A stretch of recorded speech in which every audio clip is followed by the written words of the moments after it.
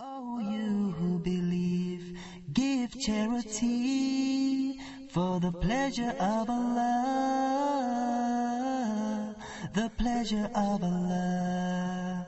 Oh, you who believe, read the Quran every night of Ramadan, night of Ramadan.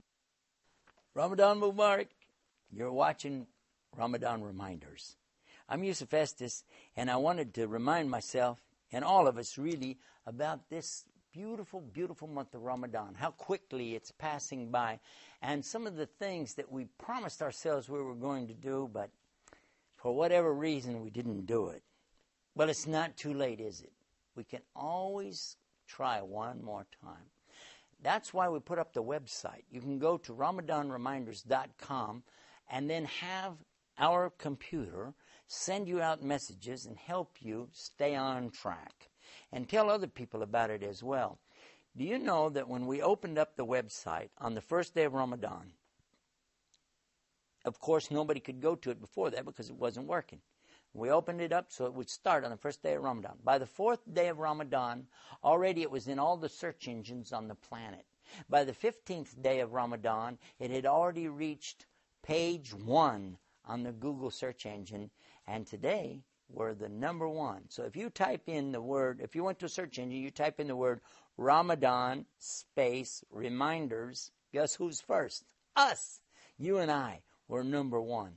And that reminds me of something else too. Do you know the Catholic Church recently said that Islam became number 1, that we passed them up? The Catholic Church in the past was the biggest of the sects of Christianity, and they, of course, considered themselves to be the true Christians, and they said now Islam passed up Christianity. But you know what? I wish that they understood what Islam really, really is, and they wouldn't feel jealous, they'd feel happy, and they would understand that Islam is something very nice, very, very nice, even for Christians, even for Jews. Actually, Islam is nice for anybody, if they just stop and think about what Islam really is. And here's a chance for you to do something to remind a non-Muslim about the importance of Islam. Now, of course, they're going to say, well, I don't want your religion, or I don't want to be in your, why would I go to your religion and talk about terrorism and bombers and so and so. But you know, the beauty of Islam really is that it's for everybody, anywhere, anytime. And we understand it by the word itself. What does Islam mean? And I think that's a good thing to remind ourselves right now. What is the meaning of Islam? And that way it's something that becomes easy for us to share with other people. Start with that. Many people ask me, where do you start? How can I give the message to these people or those people, the people that work with me every day, the people I see on the bus? How can I start? What can I begin with? Start with this. Talk about the word itself. What is Islam? Islam is an Arabic word. It's not English. Everything else that we talk about in Islam, we always translate it. But not this. We always leave it Islam, Islam. Some people even translate Allah and say Allah means God. But we don't ever translate Islam, do we? Huh? No, we don't. Why? Because there isn't any word in English for Islam. Ha-ha! What does Islam actually mean? Okay, first, it comes from the Arabic root silm, sin lam mim. And from it, many beautiful words come out of there. Istislam, tasliman, there's salam, like salam alaikum, and then there's aslama. Now, aslama is the verb that Islam is based on. What is aslama? Let's look at that. And you can tell people. Aslama is the word that we're taking Islam from. And asla means to surrender, submit, obey, sincerity, and peace. Now, often we hear Muslims will say Islam is peace. Don't do that. Because the word in Arabic for peace is salam. And if you tell them that Islam is peace, Islam is peace, Islam is peace, then they're going to be like, okay, so how come you guys don't say Islam alaikum instead of salam alaikum?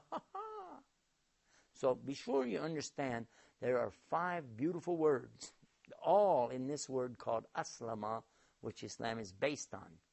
And by the way, they immediately indicate that there are two entities, not one, two or more, because whenever somebody's going to surrender, they have to surrender to somebody, don't they? I mean, if you don't just stand there with your hands up in the air, no. You are giving up to Allah, the one and only. And after that, you're going to talk about surrender. Surrender to who? Obey what? Be sincere with who? And then, what about the peace? So the meaning here is to surrender your choices to the will of Allah. You have choices. I have choices. Every day we're making choices, and we're supposed to be reminding each other, by the way, as Muslims, to make the right choices. Choose to submit. Submit to what? Allah's commandments, His declarations, what He's ordered you to do. And what He's ordered you not to do, stay away from that too. Right? Okay. Don't and do according to what He's told us. Then the next one is obedience to the extent that I'm going to really obey these laws. I said I would do it. By golly, I'm going to do it. I'm going to follow up on it. I said it, I'll do it. The fourth one, sincerity, means I'll do it even if nobody's watching. Even if nobody knows. Nobody watching? Why should I pray? Nobody watching? Why should I wear hijab? Nobody watching? Who cares if I'm fasting or not? Allah is watching. Allah sees everything. Allah knows everything. And Allah is as close to you as your jugular vein in His knowledge, in His seeing, in His hearing. Allah has full, total, complete knowledge of everything. So this is key for us to understand the basis of these 4 words out of the 5. Because if somebody really is surrendering, submitting, and obeying Allah in sincerity, then he is a candidate for this 5th one, which is what? Salam. Peace. But it doesn't mean peace on earth, goodwill to men, peace in the Middle East and Latin. Although we would love to have that. This would be great, a bonus, huh? But it's the peace between me and my Creator. It's the peace between me and the one who made me in the first place.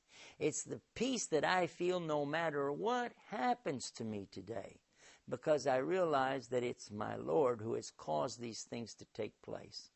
If I have a difficulty, I'm at peace with it because I know this is between me and Him.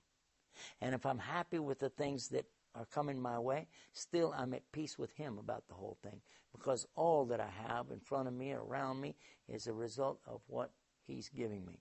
You know what He said in the Quran about it? He said, I created you and what you do. It's all from Allah. All of it's from the Creator and Sustainer of the heavens and the earth. So the next time that I want to tell somebody about Islam, I've got a good place to start. The word itself, Islam. Islam. And then, if they start to ask questions, what you can do is tell them about our website. We have a website, Ramadan Reminders. But what about after Ramadan is over? Oh, what will I do then? Well, guess what? We've got a whole list of websites on the website. And you can make a note of them, put them in there as your favorites on your browser, on your computer, and then go back to those again. There are so many of them. We have Hear Islam, Watch Islam. By the way, Watch Islam is where you can catch this program right here. Oh, yeah. And Huda TV is right here on Watch Islam, too. But I don't want to give too many commercials about all the websites. You can get them off of our website, RamadanReminders.com. So, I'll say peace, salam alaikum, and then I'll see you tomorrow for more Ramadan Reminders. Inshallah. Oh, you who believe, give charity for the pleasure of Allah. Chant. The pleasure of Allah. Oh, you who believe, read the Quran every night of Ramadan. night of Ramadan.